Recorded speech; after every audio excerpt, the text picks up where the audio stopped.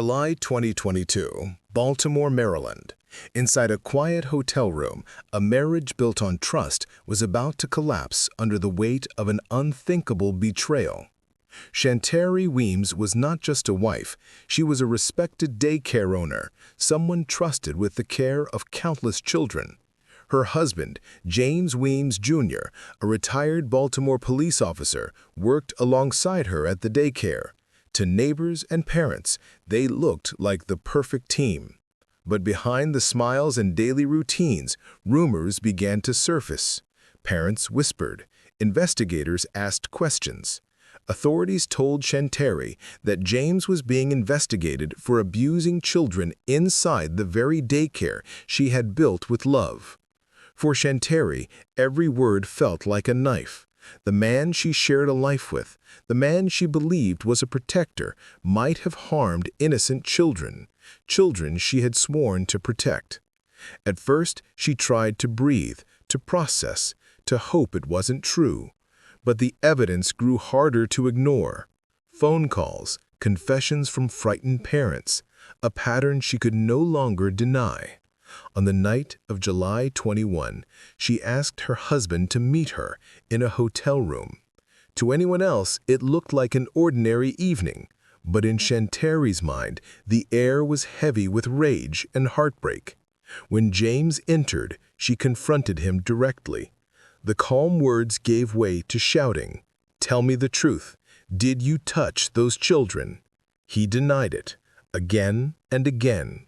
But Shanteari said she could see it, the flicker in his eyes, the cracks in his voice. Her anger boiled over. Years of trust shattered in seconds. In a haze of grief and fury, Shanteari pulled a gun. A shot rang out. James fell, wounded but alive. Outside, the world continued as normal. Inside, time froze. Shanteari stood over the man she had once loved, trembling, the reality of what she had done crashing into her. Police swarmed the scene within minutes. James was rushed to the hospital with serious injuries, but survived. When the news broke, Baltimore was stunned. Parents who had entrusted their children to the daycare felt a sickening mixture of shock and grim understanding. How could a man sworn to protect as a police officer betray the most innocent? And how could a woman once known for nurturing children take justice into her own hands? Prosecutors faced a storm of public opinion. Some demanded harsh punishment, arguing that no one can decide guilt with a gun. Others called Shanteari a hero, a mother figure who did what the system might have failed to do. In court, she pleaded guilty to assault and a firearms charge. The judge acknowledged the unbearable emotions that led her to that night, but insisted that vigilante justice could not be excused. The sentence, 4 years in prison. Today, Shanteari Weems remains a symbol of a tragedy with no easy answers. A woman who built her life around protecting children, driven to violence by the fear that the man she trusted most had destroyed everything she stood for. Her story forces a question no courtroom can settle. When love, betrayal, and the safety of children collide, where does justice end and desperation begin?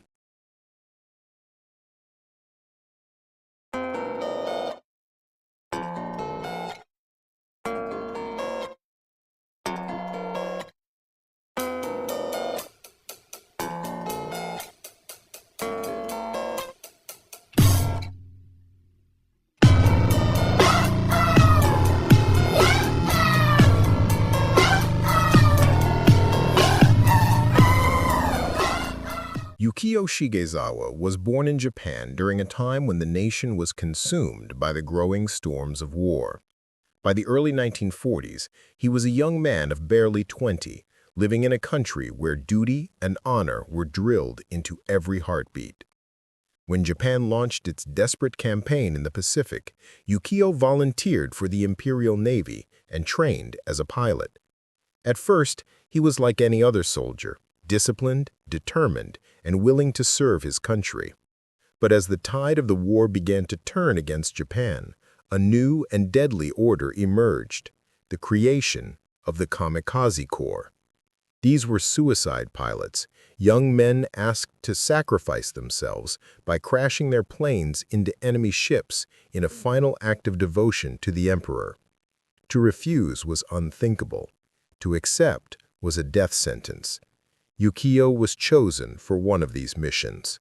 His name was written among those marked to never return. On the day of his first mission, he climbed into his fighter plane, knowing he was flying towards certain death. He carried with him a personal letter, as all kamikaze pilots did, meant to be read after his sacrifice. The airfield was silent, except for the roar of engines. The plan was simple: take off, reach the Allied fleet, and drive his plane straight into an enemy ship. But fate intervened. Just minutes into the flight, his plane began to malfunction. The engine sputtered and the instruments failed. Unable to complete his deadly course, he turned back toward base. Surviving a kamikaze mission was rare, and returning alive was almost unheard of. His superiors called it bad luck. Yukio called it a curse. He should have died with honor, but instead he was forced to live with the weight of failure. A second mission soon followed. This time the weather was clear and the mechanics had checked the aircraft twice. Once again, Yukio climbed into the cockpit, recited the prayers drilled into him, and prepared to die for his emperor. The squadron launched, and the sea spread out below like an endless dark mirror. But again, nature conspired against him. A sudden wall of fog rolled in, blinding the pilots and throwing the formation into chaos. Orders came to abort and return to base. Yukio landed once more, alive but shaken. Other pilots began to whisper. Was he protected by some unseen force, or was he cursed to live when death was his duty? By the time his third and final mission arrived, the war was nearing the end. This operation was meant to strike at American ships with maximum destruction. Yukio accepted his fate, believing this would be the day he finally fulfilled his obligation. He flew into the sky, heart pounding, each second carrying him closer to death. But again, fate stepped in. A miscommunication between command posts led to a sudden recall order. The mission was aborted before contact was made, and Yukio was ordered to return. He landed alive for the third time. No one could explain it. He should have died 3 times over, yet each attempt ended in survival. In a culture that worshipped sacrifice, surviving felt like a disgrace. Yukio himself said later in life, "I was supposed to die, but I lived. That is my curse." When Japan finally surrendered, the war ended and Yukio was released from military duty. He carried with him not medals or glory, but memories of missions that were meant to kill him and the guilt of surviving when so many of his comrades had perished. He left the military and retreated to a quiet life, becoming a fisherman in a small Japanese village. Out on the open sea, he found a measure of peace in the rhythms of the tides and the sound of waves. But the ghosts of war never left him. At night, he would dream of the roar of engines and the faces of friends who never returned. The world around him moved on. Japan rebuilt, technology advanced, but Yukio remained a man haunted by 3 flights that should have ended his life. Yukio Shigezawa lived to the remarkable age of 93, carrying his secret until his final days. He never called himself a hero. He never claimed to be lucky.